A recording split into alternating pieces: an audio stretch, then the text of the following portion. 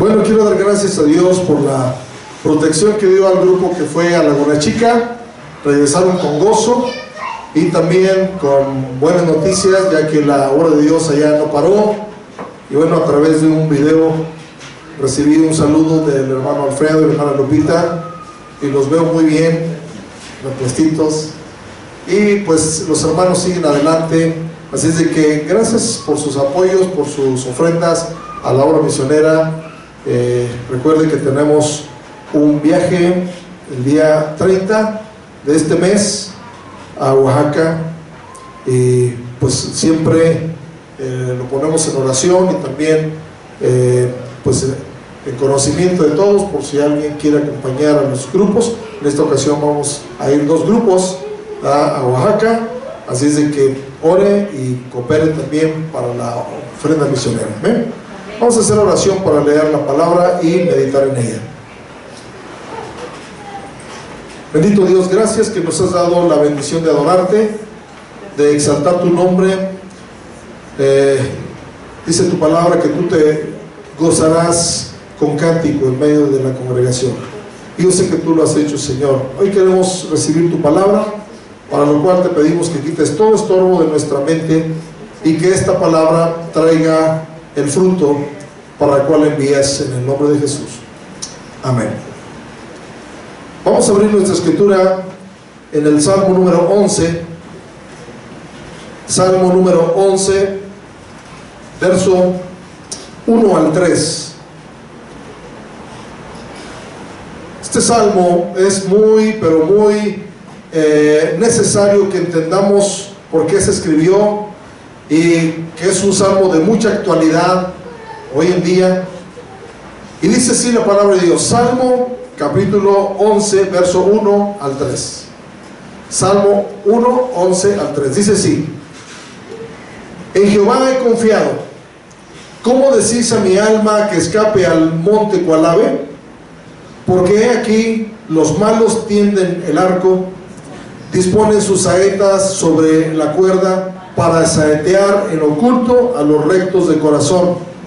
Si fueren destruidos los fundamentos, ¿qué ha de hacer el justo? Hay un dicho que dice, vale más que digan aquí corrió y no aquí quedó. Pero aquí el salmista está diciendo, en Jehová he confiado. Entonces, ¿cómo le dices a mi alma que escape?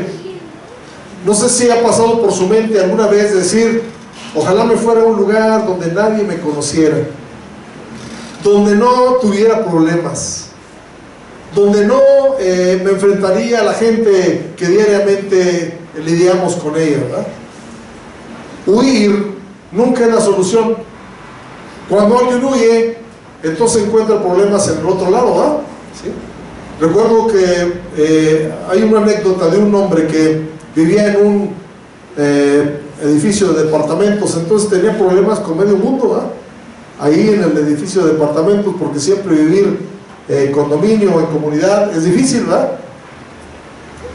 Y dijo, me voy a cambiar y voy a irme a un lugar donde nadie me conozca para evitarme de todos los problemas que hay aquí, ¿verdad? Entonces dice que buscó lugar y buscó una unidad, como una unidad habitacional, que había una como caseta de policía, y se acerca al policía y le dice, oiga, ¿no sabe si hay alguna casa aquí para rentar? Sí, sí hay una casa. Ah, qué bueno, pero déjeme, ¿me permite hacerle unas preguntas? Sí, ¿usted de dónde viene? Le dijo el policía a la persona, vengo de tal colonia. Ah, qué bueno. Y bueno, ¿qué preguntas me quiere hacer? Y dice, bueno, quiero preguntarle, ¿cómo es la gente aquí? ¿Cómo es la gente aquí en esta unidad? Y el policía le dice, yo le voy a hacer otra pregunta, ¿cómo es la gente allá de donde usted viene? No, es que vengo de un lugar donde la gente es muy problemática, donde no me puedo llevar bien con nadie. ¿Sí? Entonces el policía le dice, aquí también así es la gente. Bueno, dijo, entonces mejor no me cambio. Aquí fue a otra unidad Igual ve la casetita y pregunta, ¿no hay un lugar para...? ¿Sí? Dice, ahora le voy a decir otra cosa al policía. Y el policía le dice, ¿de dónde viene? Pues de tal lugar. ¿Y cómo es la gente allá? Dice, no, allá la gente es muy pacífica, allá la gente es muy amable, muy alegre. Y dice, aquí también así es la gente. Porque la gente es como uno es. También hay una fábula que estaba por ahí en los libros de texto, que dice que una ocasión un niño se fue a un lugar donde había montañas y había el eco, ¿verdad? Y empezó a hablar y lo remedaban. Hablar y lo remedaban hasta que se enojó y le empezó a decir groserías al eco, ¿verdad? Y el eco le contestaba lo mismo. Y llega bien enojado con su mamá. Mamá, ahí hay un niño que me está ofendiendo. A ver, hijo, vamos. Y le dice, mira, le voy a decir una grosería y me lo repite. Entonces dice, a ver, hijo, dile una cosa buena, a ver qué te dice. Y le dice cosas bonitas y le contestan las cosas bonitas. Entonces no es que uno tenga que huir, sino que uno tiene que hacer algo. Dice que, ¿cómo decís a mi alma que escape cual ave? Porque he aquí, dice, los malos tienden el arco, disponen sus saetas sobre la cuerda para saetear en oculto a los rectos de corazón. Siempre va a haber gente que maquina, que fragúa cosas malas contra nosotros, o contra las leyes, o contra los gobiernos, ¿verdad? Siempre va a haber gente que maquina cosas malas contra los rectos. Pero luego en el último verso dice, si fueren destruidos los fundamentos, ¿qué ha de hacer el justo? Y aquí se está refiriendo a los fundamentos del mundo, de la moral, ¿verdad? Los fundamentos de la humanidad. Pero la pregunta es, ¿qué ha de hacer el justo? Hoy mi mensaje se titula, ¿qué ha de hacer el justo? Porque podemos quejarnos, pero ¿qué estamos haciendo? ¿verdad? Podemos quejarnos de todo lo que está sucediendo en torno nuestro, pero nosotros, ¿qué estamos haciendo para que esto mejore?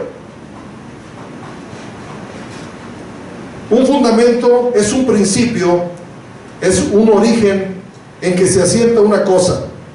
Un fundamento son las bases. Por ejemplo, en una asociación se le conoce, ¿verdad?, como un reglamento, ¿verdad?, como unos estatutos donde se dirige todo, ¿verdad?, los estatutos.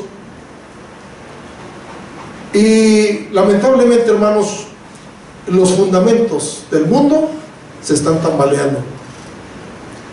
Ya no hay cosa firme. Nos podemos esperar cualquier cosa. Todo está variando, todo está cambiando, ¿verdad? Todo está cambiando.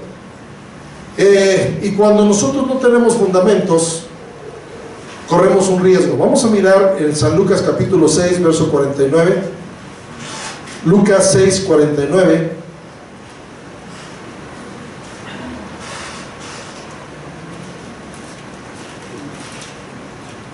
Dice, mas el que oyó y no hizo, semejante es al hombre que edificó su casa sobre la tierra, sin fundamento, contra la cual el río dio con ímpetu y luego cayó, y fue grande la ruina de aquella casa. ¿Cuáles son las consecuencias, hermanos, de que no haya fundamento?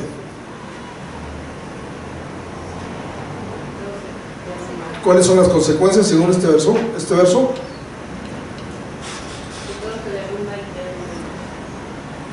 Dice primeramente que da el río con ímpetu y cae. Lo primero es que se cae la construcción.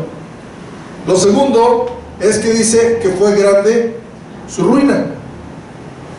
Fue grande su ruina. Cuando no hay fundamentos, no estamos bien firmes, no estamos sólidos en lo que estamos, ¿verdad? Dice la palabra de Dios en el Salmo capítulo 82, verso 5. Salmo 82, 5. Dice, no saben, no entienden, andan en tinieblas, tiemblan todos los cimientos de la tierra. La ignorancia también, hermanos, la ignorancia de la palabra de Dios y de los fundamentos hace que los cimientos de la tierra tiemblen, porque dicen, no saben, no entienden, andan en tinieblas, y hay mucha gente en esa condición, ¿verdad? Entonces los cimientos, los fundamentos están por destruirse, los cimientos que están en la tierra. En Ezequiel capítulo 30 verso 4 encontramos otra porción que nos habla de estos fundamentos. Ezequiel capítulo 30 verso 4 dice así: y vendrá espada a Egipto, y habrá miedo en Etiopía, cuando caigan heridos en Egipto, y tomarán sus riquezas, y serán destruidos sus fundamentos. Cuando una nación, ¿verdad?, es dominada, entonces se destruyen sus fundamentos, ¿verdad? No tienes fundamentos. De aquí está hablando de Egipto, de Etiopía. Dice que cuando caigan heridos en Egipto, dice, tomarán sus riquezas y serán destruidos sus fundamentos. Pero dice la palabra de Dios que ¿qué ha de hacer el justo? Primero tenemos que entender quién es un justo. Para Dios, ¿quién es un justo? Para Dios un justo es aquel que ha creído en Él. Dice la Biblia que Abraham creyó y le fue contado por justicia. Justicia, él fue justo porque creyó en Dios. Un justo es aquel que obedece la palabra de Dios. Un justo es aquel que pone en práctica la justicia. Dice el Salmo 23, me guiará por sendas de justicia por amor de su nombre. Un justo es aquel que se ocupa en hacer obras buenas, hacer las cosas que Dios nos ha mandado. Y en la Biblia encontramos gente justa desde Abel, ¿verdad? Dice Hebreos que Abel fue justo, fue hallado justo. Noé, que era un hombre justo. Abraham, un hombre justo. Lot, un hombre justo. Job, Daniel. Y en fin, podemos hacer una lista grande de hombres de Dios en el Antiguo Testamento, pero también en el Nuevo Testamento había gente justa. José, el esposo de María, dice, era un hombre justo, ¿sí? También encontramos en el Nuevo Testamento a Zacarías y a Elizabeth, un matrimonio sacerdotal que dice que eran justos, ¿verdad? Los dos eran justos. Simeón, otro sacerdote, dice que era un hombre justo. Cornelio, aunque era un soldado romano, pero dice que era un hombre justo. Entonces los justos siempre han existido, y ahora, en este tiempo, los que hemos sido justificados por medio de la fe en Jesucristo. Y serán justificados pues por la fe. Tenemos paz para con Dios por medio de nuestro Señor Jesucristo. Y hoy en día, hermanos, yo quiero hablar de 4 fundamentos que se están derribando. 4 fundamentos. El primero es la familia. El fundamento de la familia. Les comentaba, ¿verdad?, acerca de que cuando antes iba uno al registro civil, tenía que llevar los padres, tenía que llevar testigos. Era un buen grupo de gente, y aparte tomaban tiempo para leernos una epístola que se llamaba la epístola de Melchor Ocampo. Los que se casaron apenas pues no saben de eso, ¿verdad? Pero los que nos casamos hace ya algún tiempo, se nos leyó esa epístola, y esa epístola decía que la familia es la base de la sociedad. Eso decía, en pocas palabras. Por eso el matrimonio es la base de la familia, y la familia es la base de la sociedad, y la base de la sociedad, o más bien la base del país es la sociedad. Y así se iba, ¿verdad? El matrimonio era como el inicio, ¿sí? Pero la familia está hoy en peligro. En peligro. Hay enemigos de la familia que están tratando de destruirla. Las cifras son alarmantes. Se dice que de cada 5 parejas que se casan, 3 se divorcian. Imagínense. De cada 5 parejas, 3 se divorcian. ¿Me puede mencionar usted algún enemigo de la familia? Bueno, ya mencionamos uno, que es el divorcio, ¿verdad? ¿Qué otro enemigo hay de la familia, hermanos? La violencia, por ejemplo. Los vicios. la igualdad de género, porque ahora si se junta, ¿verdad?, un hombre con un hombre, ¿cuánta descendencia pueden tener, no? Y la familia pues se va acabando, ¿verdad? Es bonito ver familias grandes de hasta 50, ¿verdad? A veces, que está el abuelo, el nieto, el bisnieto, el tataranieto y todos ahí, pero eso se está como que acabando.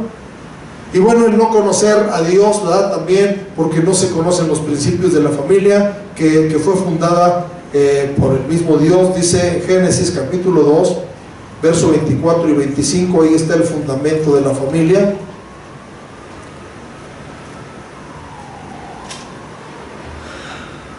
Génesis capítulo 2, verso 24 y 25 dice así: por tanto, dejará el hombre a su padre y a su madre, y se unirá a su mujer, y serán una sola carne. Y estaban ambos desnudos, Adán y su mujer, y no se avergonzaban. Aquí hay fundamentos para una familia. El primer fundamento es dejar. Se empieza una nueva familia, dejará el hombre, padre y madre. El segundo fundamento es unirse. Y dice la Biblia que se unen, que ya no son dos, sino una sola carne. Se unirá a su mujer y serán una sola carne. Y luego dice que estaban ambos desnudos y no se avergonzaban. El otro fundamento es la confianza, ¿verdad? La confianza, la mayoría ve este versículo como desnudez física, pero habla más bien de desnudez espiritual y emocional, ¿no? De ser transparente con la persona. Porque cuando uno, dice la Biblia que nosotros estamos delante de Dios como desnudos, y no está hablando de desnudez física, sino que Él nos conoce tal como somos. Y qué triste es que las parejas a veces no se conocen tal como son, porque dan una apariencia cuando están de novios, ¿verdad? Y cuando ya se casan, pues cambian totalmente. Nada más lo quería agarrar, dice, ¿verdad? Nada más lo quería amarrar ya, ¿sí? Lamentablemente es la situación, pero aquí dice la palabra del Señor que el Señor puso fundamentos. Y ¿sabe qué? La familia, el matrimonio fueron ideas de Dios. Y como todas las ideas de Dios, están atacadas por el enemigo. Y el enemigo está interesado en que se destruya la familia. Y va a poner infinidad de cosas para que esto suceda. Proverbios capítulo 18, verso 22. Proverbios capítulo 18, verso 22 dice así: el que haya esposa, ¿qué dice? Haya bien y alcanza la benevolencia de Jehová. Entonces, ¿es bueno el matrimonio o no? ¿Por qué están calladitos? A ver, los casados, ¿es bueno el matrimonio o no? Sí. Dice aquí que sí, que el que haya esposa haya el bien y alcanza la benevolencia de Jehová. Honroso, dice Hebreos, sea en todos el matrimonio.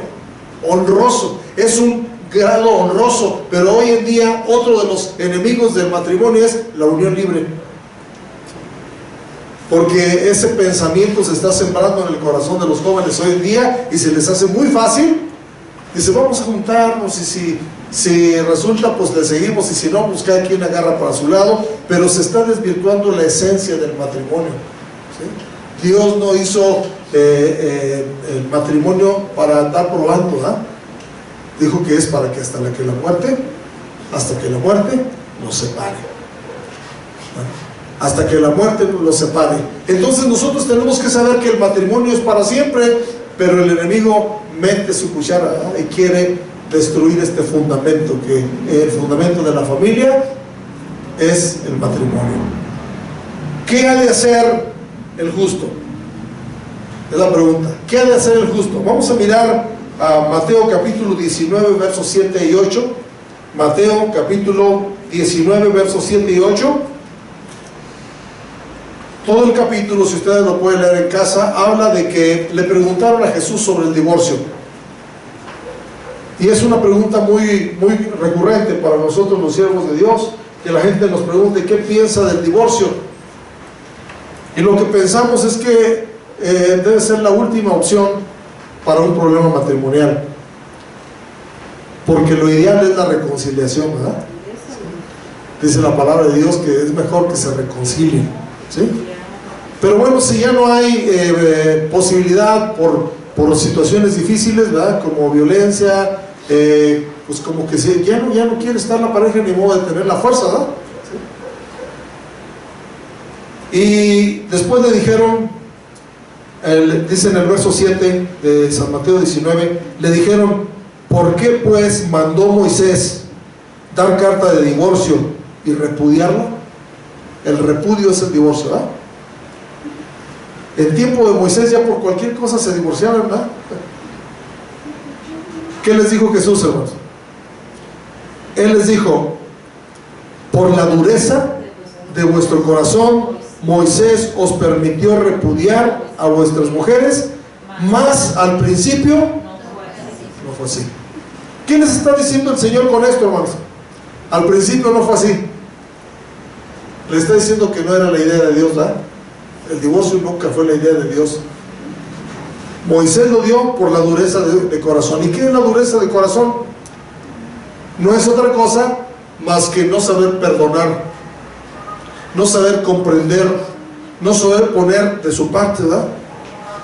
Hoy ayer o hoy creo escribí una meditación de la Biblia, decía que el amor es fuerte como la muerte, pero también dice que duros como el Seol son los celos. El amor revive el matrimonio y los celos lo sepultan. ¿Verdad? Lo sepultan. Qué terrible es eso, ¿verdad? Entonces, nosotros tenemos ¿qué ha de hacer el justo? Es la pregunta de hoy, ¿verdad? Es el tema de hoy. Lo que hay que hacer el justo es volver como era al principio. Decía el profeta Jeremías: preguntad por las sendas antiguas y andad por ellas. Las sendas antiguas son los principios que Dios estableció desde que creó al hombre, ¿verdad? Desde que creó al hombre. Entonces, aunque exista, dice la Biblia que lo que Dios juntó, no lo separe el hombre, no lo separe la religión, no lo separen los abogados, no lo separe la otra, dice. Porque hay gente que dice: hasta que la otra lo separe, ¿verdad? Es un dicho, ¿verdad? Por ahí que se tiene. Pero Dios creó el matrimonio para disfrutarlo, pero también para que sea para toda la vida. No estamos exentos de tener problemas en la vida matrimonial, pero tenemos que volver al principio. Y en el Nuevo Testamento el apóstol Pablo recordó este principio del matrimonio. Vamos a ver Efesios 5:33. Efesios 5:33. Dice así Efesios 5:33: por lo demás, cada uno de vosotros ame también a su mujer como a sí mismo, y la mujer respete a su marido. ¿Qué hay que hacer como justos? Dice: hay que amar y respetar. El amor y el respeto, dijo un hermano que nos vino a compartir aquí un seminario de matrimonios, el amor y el respeto es la gasolina que le ponemos a nuestro motor de la familia. Porque el amor cubre multitud de faltas, multitud de errores, multitud de pecados. Y el respeto hace que se pueda vivir en armonía. Cuando se empieza a perder el respeto, porque hay hombres que les gritan muy feo a sus mujeres, ¿verdad? ¿Sí? Violencia intrafamiliar, ahorita está en apogeo eso, ¿verdad? El gobierno está tomando acciones para ayudar a la violencia intrafamiliar por el encierro, ¿sí? Pero dice también ahí en Efesios, hermanos, que a la mujer, ¿verdad? Dice que nadie aborreció jamás su propia carne, sino que la sustenta y la cuida. Entonces, el que le pega a la mujer se está pegando a sí mismo, porque si son una sola carne, ¿verdad? Entonces no debe de haber violencia intrafamiliar. Primera de Pedro 3 dice que hay que tratar a la mujer como el vaso más frágil y como a coherederas de la gracia, para que nuestras oraciones no tengan estorbo, para que nuestras oraciones lleguen delante de Dios, para estar bien delante de Dios. No debe de haber violencia. Entonces, ¿qué ha de hacer el justo? Primero, volver al principio, a los principios de Dios, y segundo, amar y respetar en el matrimonio a la pareja. Esto es lo que tenemos que hacer como justos en este primer fundamento. Y bueno, si podemos verlo del lado de los hijos, ¿no? Los hijos también deben de respetar a los padres, ¿sí? Para que no se destruya la familia, ¿sí? Hoy en día estamos pues en un tiempo donde no se respeta, a los padres.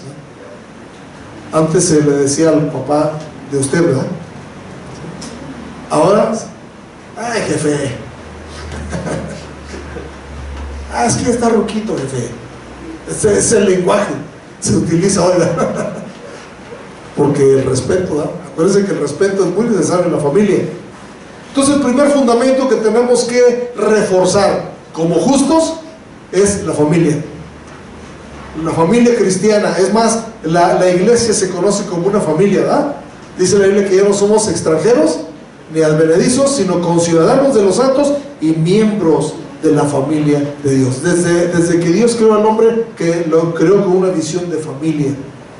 Cuando dio la salvación, lo dio para que la familia se salvara, ¿verdad? Dice, Noé, su esposa, sus hijas, sus hijos y sus nueras se salvaron todos, ¿verdad? Toda la familia de Noé, toda la familia de Abraham, toda la familia de David, ¿sí? Dios es un Dios de familia. La segunda cosa que se está tambaleando es otro fundamento que tiene la sociedad, es la educación. Y cuando me estoy refiriendo a educación, hermanos, no me estoy refiriendo a la escuela. Ay, entonces, ¿qué, hermano? La palabra educar, dice el diccionario, es formar, es instruir, dice, comprende la asimilación y práctica de las normas de cortesía, delicadeza y civismo. Eso dice el diccionario que es la educación. Entonces hay gente muy preparada en las escuelas, pero mal educados, ¿verdad? Mal educados. Entonces la educación se está tambaleando. Por ejemplo, respetar a los ancianos es una norma de urbanidad, ¿verdad? ¿Sí? Pero también es una ley bíblica. La Biblia dice que delante de las canas nos inclinaremos. Pero hoy la gente de la tercera edad le falta el respeto, ¿verdad? Le falta el respeto, no los respetan. Dios nos manda a respetarlas porque la gente de la tercera edad es un cúmulo de experiencia, de sabiduría de la vida. Tienen mucho que enseñarnos, ¿verdad? En la iglesia son importantes los ancianos. Lamentamos que hoy el gobierno está diciendo que no vayan por seguridad los ancianos a las iglesias y lo están limitando, ¿verdad? Pero son muy importantes. Hay un cuadro que leí y que alguna vez puse en el pizarrón de aquí de la iglesia que dice: si llegas, saluda; si te vas, despídete; si recibes un favor, agradécelo; si prometes algo, cúmplelo; si ofendiste, pide perdón o discúlpate. Dice, si algo no te pertenece, no lo tomes. Si ensuciaste algo, límpialo. Estas son reglas de educación, fíjense. ¿Y cuántos saben que esa educación se está perdiendo? Hay mucha gente que llega y ni siquiera saluda, ¿verdad? Ni siquiera saluda. Y se van y ni se despidieron. La educación está tambaleándose. Y bueno, se está tambaleando porque también se ha tratado de meter la mano en la educación de los niños, pues de una forma equivocada. ¿Cuántos saben que hoy llamarle la atención a un niño es hasta delito, ¿eh? Pueden meter a los padres a la cárcel si le dicen, haz esto bien; si le dicen, pórtese como hombre o pórtese como mujer, ¿verdad? ¿Sí? Vamos a mirar Proverbios capítulo 29 verso 15. y verso 17.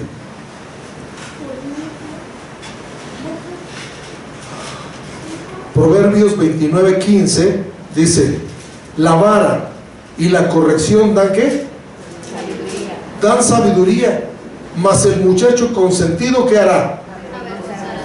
Avergonzará a su madre, porque va a ser un muchacho malcriado, maleducado, ¿verdad?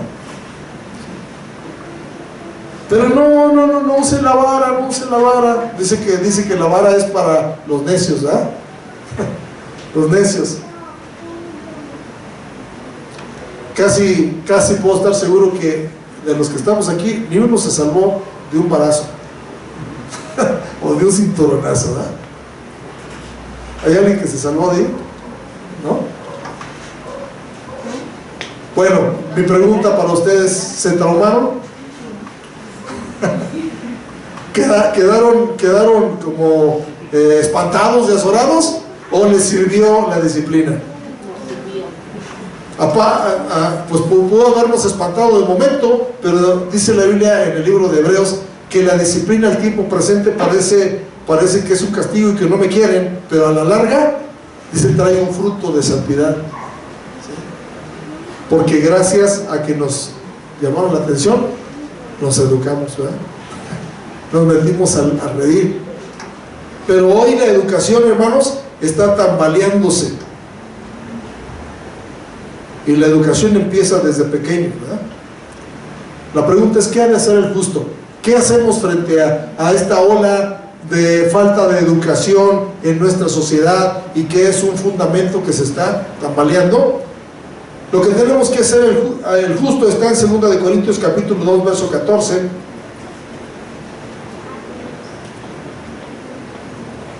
Segunda de Corintios 2:14 dice: mas a Dios gracias, el cual nos lleva siempre en triunfo en Cristo Jesús, y por medio de nosotros, ¿por medio de quién? De nosotros, manifiesta en todo lugar el olor de su conocimiento. Es decir, ¿qué ha de ser el justo? A donde yo llegue voy a demostrar que la Biblia me educa, ¿sí? Que Dios me educa, ¿sí? Que yo soy diferente a los demás. Y bueno, cuando hablamos de educar, tenemos que no seguir la corriente de este mundo. Vamos a mirar una porción más, Romanos 12:2. Romanos 12:2. Dice así la palabra de Dios en Romanos 12:2: no os conforméis a este siglo, sino transformaos por medio de la renovación de vuestro entendimiento, para que comprobéis cuál sea la buena voluntad de Dios, agradable y perfecta. Entonces, ¿qué ha de hacer el justo? No conformarme a este mundo, no conformarme a la gente que está viviendo hoy sin educación, ¿verdad? Sin educación. Puede ser usted una persona que no sepa leer, pero bien educada, ¿sí? Bien educada. La educación se aprende al interior del hogar también, ¿verdad? Hasta cómo tomar ¿cómo se llama? Los cubiertos, ¿verdad? Qué hacer cuando hay una plática de adultos, ¿verdad? No entremeterse. Las costumbres antiguas nos enseñan mucho. Yo todavía tuve una abuela que le teníamos que besar la mano cuando la encontrábamos. Todavía hay eso en algunos lugares, pero en la mayoría de los lugares se han perdido. Que el joven no podía ni fumar, ni mascar chicle, ni tomar enfrente de sus papás y sus adultos, ¿verdad? Entonces, hermanos, ¿qué va a hacer el justo? Tenemos que no conformarnos a este siglo, sino transformarnos por medio de la renovación, que Dios renueve nuestro entendimiento, ¿verdad? Nuestro entendimiento, y que todo lo hagamos, dice ahí, comprobando cuál sea la buena voluntad de Dios, lo que Dios nos dice. Y Dios nos invita a respetar a los padres. Honra a tu padre y a tu madre. Dios nos invita a respetar a los ancianos. Dios nos invita a respetar las autoridades establecidas, porque no hay autoridad sino de parte de Dios. Hoy los chamacos le falta mucho el respeto a los maestros, por ejemplo, ¿verdad? ¿Sí? No saben respetar a los maestros, se ponen al tú por los maestros, ¿verdad? Es una autoridad y la tenemos que respetar. Y podríamos hablar un montón de falta de educación que hay hoy en día y que se está tambaleando ese fundamento. El tercer fundamento que se está poniendo en riesgo son los valores. Los valores, hay diferentes valores, hay valores morales, hay valores civiles, ¿verdad?, de convivencia, pero hoy en día las escuelas, las empresas y hasta el gobierno están contratando personas que les vayan a hablar de valores a los alumnos, a los trabajadores y a los políticos, porque los valores se están dejando, no se están perdiendo, porque ahí están. ¿Cuántos saben que los valores los sembró Dios en nuestros corazones? Romanos capítulo 2, verso 14. Romanos 2, 14.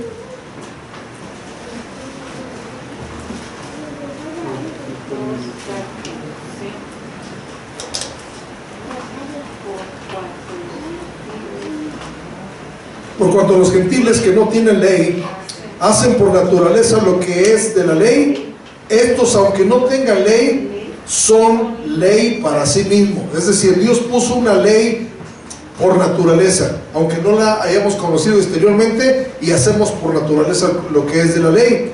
Y luego, en el verso 15 dice, mostrando la obra de la ley escrita ¿dónde?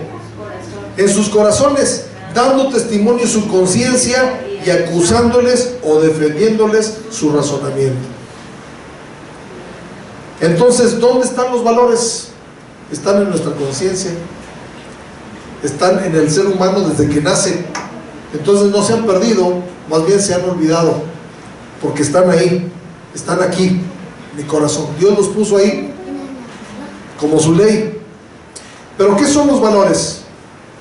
Les voy a dar una descripción que dice el diccionario. Dice que los valores es el conjunto de normas establecidas en nuestra mente que determinan el comportamiento e interacción con otros individuos.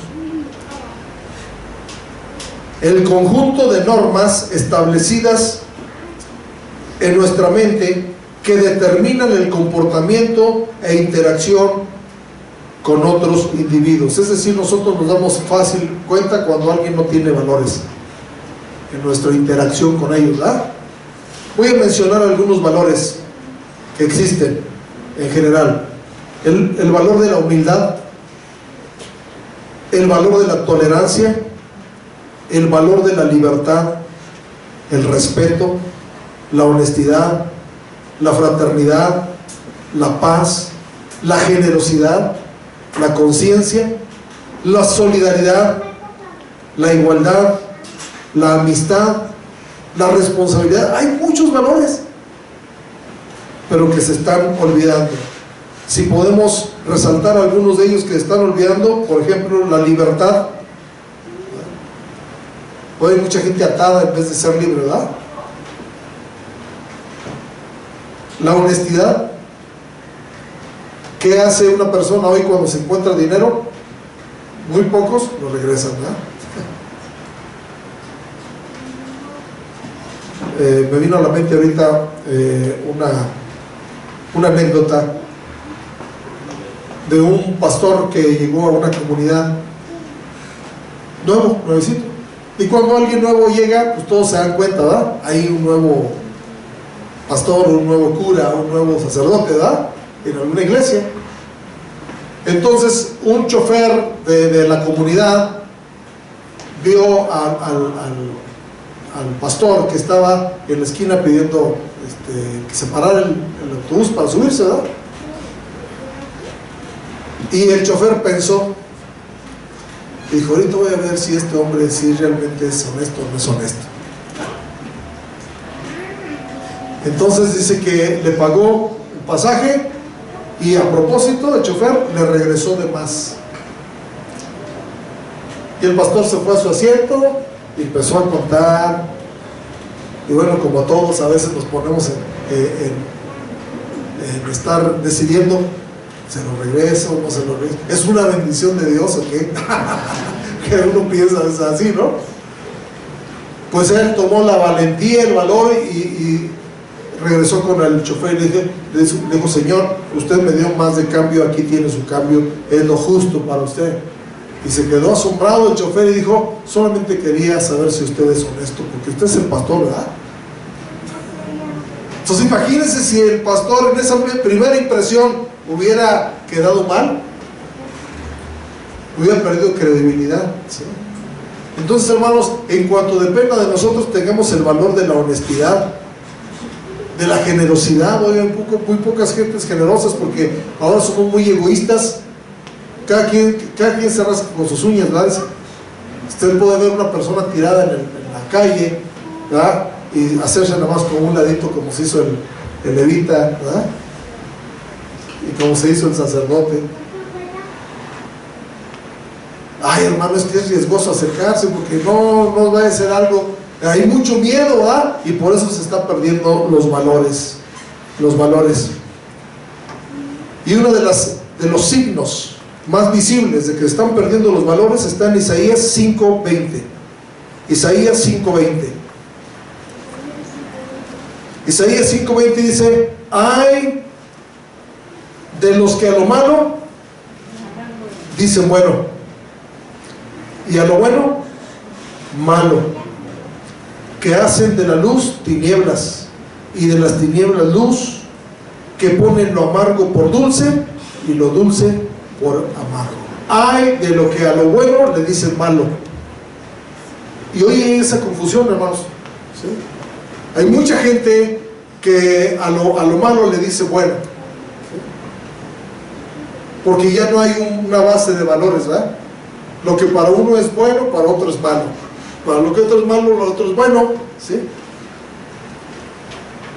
Y se tiene una lucha, ¿verdad? Una lucha continua. Y a veces se escoge lo más malo, ¿verdad? Se escoge lo malo.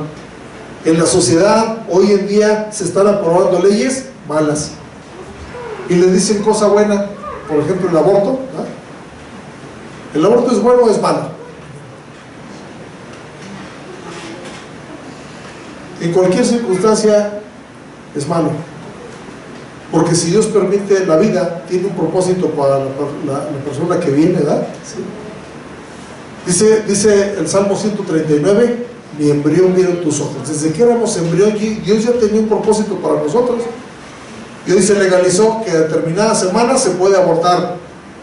Hay otros que tienen hasta la idea de que antes de que se cumplan los 9 meses todavía se puede abortar, porque todavía no se considera persona. Pues no han leído la Biblia. ¿Cuántos saben que hubo un feto que brincó por el Espíritu Santo en el vientre de su madre? ¿No han leído eso? Elizabeth se llamaba, ¿verdad? La prima de María. Dice que cuando tuvo un encuentro, ¿verdad?, con Dios, dice, con el Espíritu Santo, saltó la criatura, saltó. Entonces quiere decir que ya es una persona. Pero hoy la gente dice que el aborto es bueno, y está defendiéndonos todos los grupos feministas. ¿Oyeron ustedes ayer una violencia que se hizo, ¿verdad?, las mujeres feministas, que destruyen, que pintarrujean, que hacen un montón de cosas, supuestamente defendiendo que la mujer tiene su libertad de hacer abortos? ¿Qué debe hacer el justo? Lo que tenemos que hacer como justos está en Amós capítulo 5, verso 14. Amós 5:14 dice así: buscad lo bueno y no lo malo, para que viváis, porque así Jehová Dios de los ejércitos estará con vosotros como decís. ¿Qué debe hacer el justo? Dice buscar lo bueno. Aunque la gente le llame bueno a algo que es malo, no va a dejar de ser malo. Por más que digan es bueno, es bueno, es bueno, es bueno, no va a dejar de ser malo. Entonces nosotros tenemos la encomienda, dice, de buscar lo bueno y no lo malo. Se aprende muy rápido lo malo, pero nosotros no debemos buscar lo malo. ¿Qué va a pasar cuando nosotros busquemos lo bueno? Dice, porque así Jehová Dios de los ejércitos estará con vosotros. Porque Dios se retira de los malos, ¿verdad? No le agradan los malos. Otra porción está en Santiago capítulo 4, verso 17. Santiago 4:17. Dice: y el que sabe hacer lo bueno y no lo hace, ¿qué dice? Le es pecado. Y al que sabe hacer lo bueno y no lo hace, le es pecado. Por eso el título del mensaje hoy: ¿qué ha de hacer el justo? Porque no hacer nada también es pecado. Quedarnos callados, ¿no?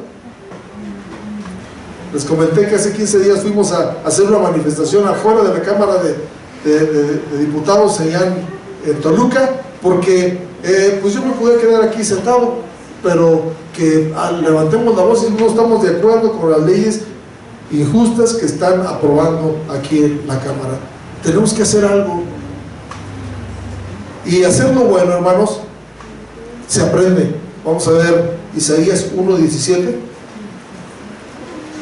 Isaías 1:17. Dice así la palabra de Dios en Isaías 1:17: aprended a hacer el bien, buscad el juicio, restituid al agraviado, hacer justicia al huérfano, amparad a la viuda. Esto es aprender a hacer el bien. Siempre que tengamos oportunidad de hacer el bien, hermanos, a alguien, hagámoslo. Si hicimos un agravio, restituyámoslo también, ¿sí? La ley de la restitución se está olvidando, ¿no? Pero la ley de la restitución es regresarle a alguien que le había robado, regresárselo, como lo hizo Saqueo, ¿no? Saqueo. Recuerdo alguna vez donde dos varones aquí se encontraron en la iglesia, que cuando andaban en el mundo, pues andaban en las parrandas y todo eso, se conocían allá, y cuando se entregaron a Cristo se encontraron aquí, y uno le dice al otro: ah, ¿tú eres fulano? Sí, yo soy. ¿Te acuerdas que un día que yo andaba medio borracho, me robaste mi cartera? Y el otro dijo: ya estamos en Cristo, ya somos nuevas criaturas, las cosas viejas pasaron. Pues sí, le convenía, ¿no? En vez de decir: ¿a poco sí te robé? ¿Y cuánto te robé? ¿Te puedo restituir algo? Pero no, ¿verdad? No solamente restituir, dice ahí también hacer justicia al huérfano, amparar a la viuda, ayudar al que está necesitado. Eso se aprende, amén. Y vamos a concluir con el último fundamento. El último fundamento que se está tambaleando es la religión. Me estoy refiriendo a la religión por todas las religiones en general. Y a veces en el cristianismo decimos que la religión es mala, pero la religión no es otra cosa más que, la palabra religión viene de una palabra que es religar o unir, ¿sí? Unir. Y queriendo o no, nosotros nos hemos unido a Cristo, ¿verdad? ¿Sí?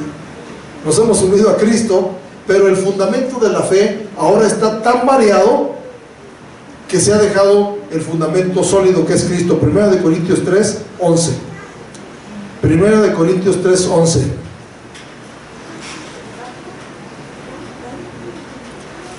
Dice: porque nadie puede poner otro fundamento que el que está puesto, el cual es Jesucristo. ¿Cuál es el fundamento de la verdadera religión?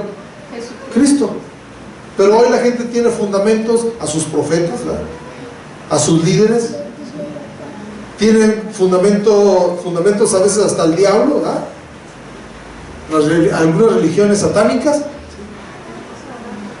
Nos quedamos asombrados este 31 de octubre, 1 de noviembre, porque cerca de aquí, muy cerca de aquí, por el periférico, por la entrada de Topalcapa, se hizo una caravana de coches, y con muchas gentes que salieron ¿cómo se llama? Pancartas, diciendo: te invitamos a un rito satánico, te invitamos a un rito satánico. Y traían folletos y les daban a todos como evangelizando, ¿verdad? Evangelizando. Y vamos a estar en tal lugar y va a haber un rito satánico, te invitamos, vamos a adorar a Satanás. Ya estaba así abierto. Su fundamento de ellos es Satanás. Fundamento de la secta son sus líderes. ¿Ah? El fundamento de la vida cristiana es Cristo. Por eso se está tambaleando. Ahorita la gente no sabe en qué creer, porque le hablan de una cosa y le hablan de otro, pero cuando nosotros hemos conocido a Cristo, Él es nuestro fundamento. Amén. Hay conceptos equivocados, hermanos, de la religión. Por ejemplo, un hombre que se llamó Carlos Marx, que era un ateo, decía que la religión era el opio o la droga de los pueblos, y que era una herramienta que usaba la gente para dominar al pueblo, dominar al pueblo. Y eso no es cierto desde el punto de vista bíblico.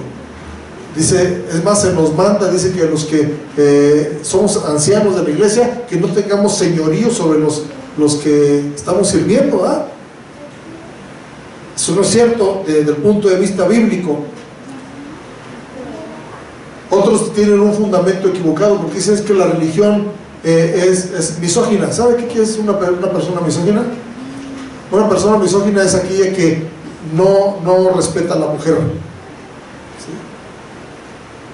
Un misógino es aquel que no respeta a la mujer. ¿Sí? Y dice que la religión no respeta a la mujer porque puros pastores varones debe de haber, y que las mujeres ahí un ladito, y que el judaísmo, que la mujer traía los hombres traían a las mujeres atrás nada más caminando.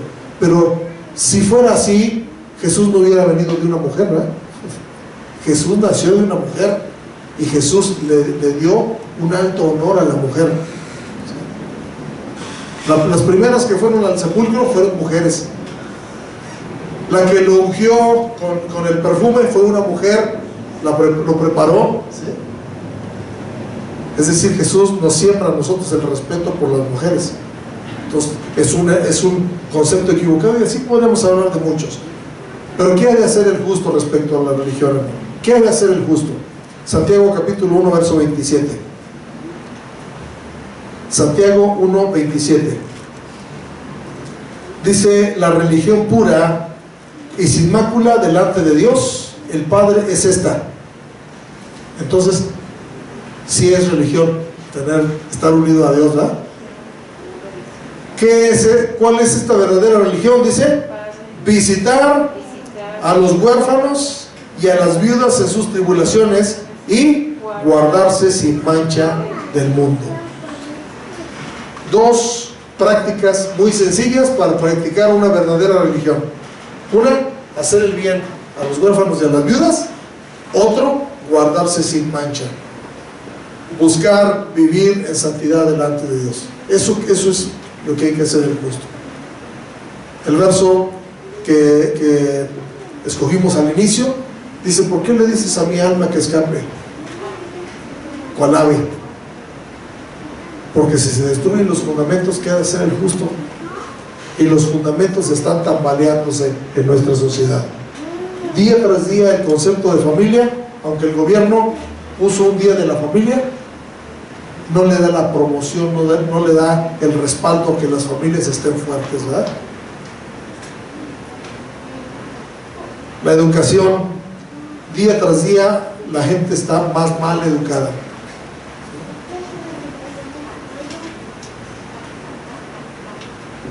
Los valores, ahora se tienen que dar clases de valores en las escuelas, en las empresas, en las oficinas, en todas partes se está pidiendo que vengan las clases de valores porque se están olvidando. Y la religión, que es la relación con Dios, que está tan desvirtuada que la gente se está yendo por muchos lados. Entonces, ¿qué ha de hacer el justo? Tenemos muchas cosas que hacer. No acepte que estos fundamentos se destruyan.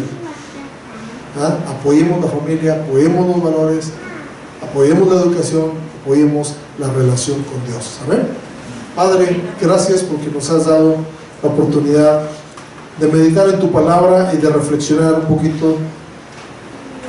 Señor, sabemos que si no actuamos en contra de algo, podemos hacernos cómplices de ello, Señor. Y mira cómo el mundo, mi Dios, está aceptando muchas cosas que si la iglesia no nos levantamos y hacemos algo, Padre, podemos estar participando de ello. Yo te pido que nos ayudes y nos des valor Dice tu palabra que el reino de los cielos sufre violencia y solamente los valientes lo arrebatan. Queremos ser valientes y hacer lo que nos toca a cada uno de nosotros para preservar, como fue al principio, tu palabra, como fue al principio tu idea, tu pensamiento, mi Dios. Gracias por este tiempo que podemos estar aquí. Yo bendigo cada persona que nos está siguiendo por las redes, pero también te pido que despiertes un espíritu, Señor Jesucristo, de coraje por las cosas malas y poder denunciarlas y poder participar en que se puedan arreglar las cosas, mi Dios. Que no caigamos en aquel conformismo, decir, pues ya que está sucediendo voy a aceptarlo. Ayúdanos, Padre, en el nombre de Cristo Jesús. Amén. Gracias a Dios.